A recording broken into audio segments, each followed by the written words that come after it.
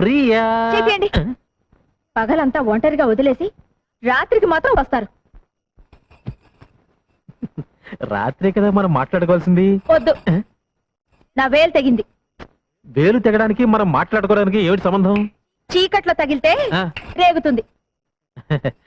ముందు మీరు బయటకు వెళ్ళండి.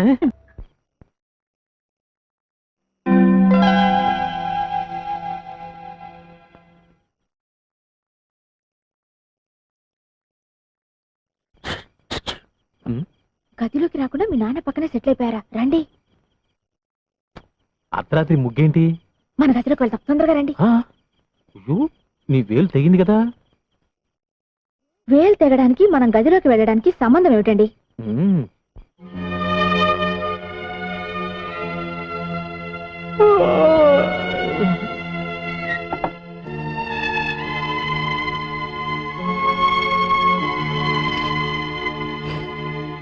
ఈ జన్మకు నీకు పెళ్లి కాదు. ఇదిగో శాస్త్రి, దేని మీద నీ ఐరన్లు కేగానే నా మ్యారేజ్ లైన్ మీద మాత్రం వేయకో. అసలు నాకు పెళ్లి ఎందుకు కాదు? నీ పెళ్ళానికి పెళ్లి అయిపోయింది కనుక.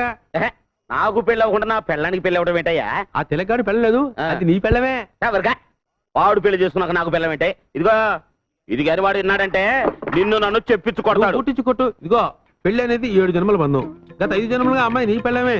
కానీ ఈ ఒక్క జన్మలోనే అమ్మాయి కాస్త కాలు జారి ముందు పుట్టింది, నువ్వు లేట్ అయ్యావు.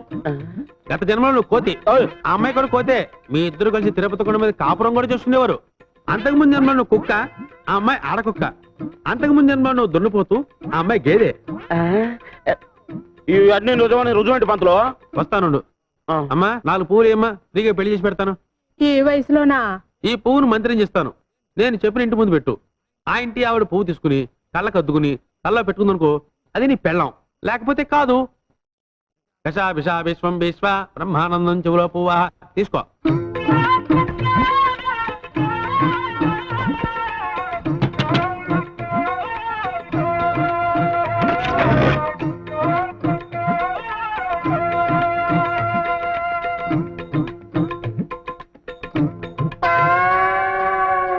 చూసావా? పువ్వు చూస్తే ఏడదైనా తల్లోనే పెట్టుకుంటది. అలాగా? ఈ పువ్వుని చేత పుచ్చుకో. పద. సరే పద. ఆ పువ్వుని పెట్టు. అమ్మమ్మందా?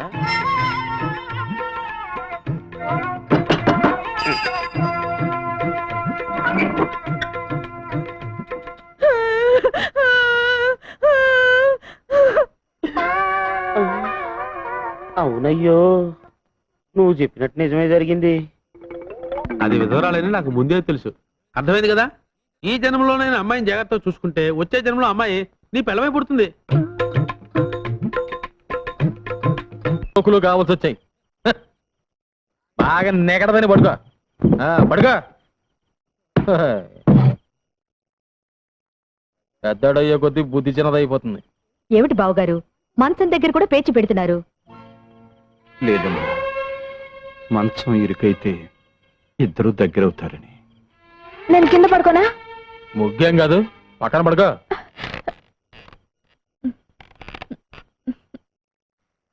ఇరుగ్గా ఉందండి. ఏం లేదు, మీరు చేసి పడుకో.